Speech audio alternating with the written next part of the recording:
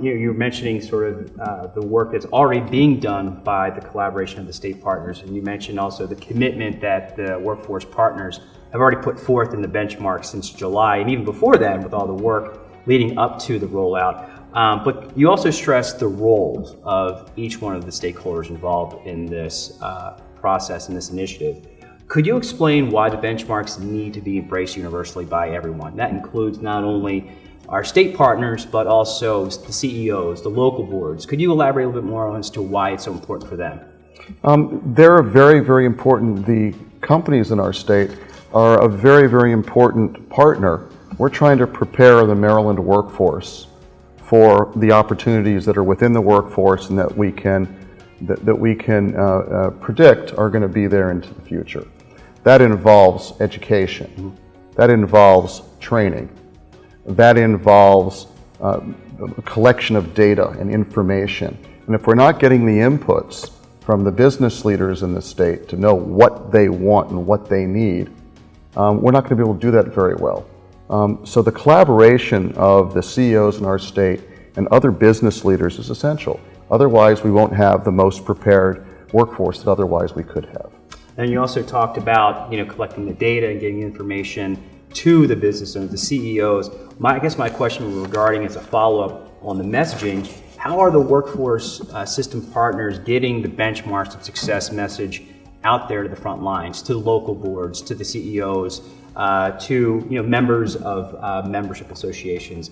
What actually initiatives have already been taken part on the part of our responsibility as state partners, but also getting the message out there for our state and local partners? Excellent question. I think it starts with the leadership at the Governor's Workforce Development Board.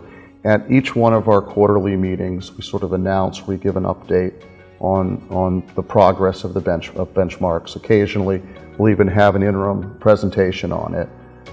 More importantly, we have as many as 150 people in our audience. Those are local workforce leaders, local business leaders, statewide business leaders. We have some of our federal partners that are there as well. They're some of the major employers in the state.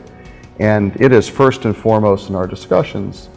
At almost every meeting, there's some discussion of the progress we're making on the benchmarks. And it's been stay tuned for about a year because there's been a lot of work in preparing that. Right.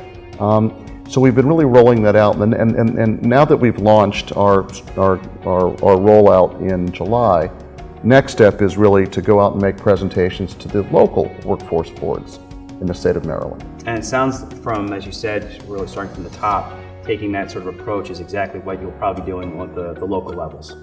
Absolutely. We need to find, and we already know who some of those local leaders are in the local workforce boards, find those advocates and those champions. And this is organic.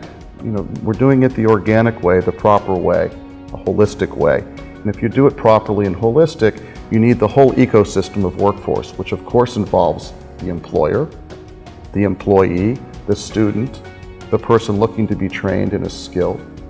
That's the approach we've taken. Well, Mr. Chairman, thank you so much for your time. We greatly appreciate the opportunity to hear from you and also to hear from all the work that you're working on right now with the Governor's Workforce Development Board. Thank you so much for joining us today. We'll see you next time. Thank you.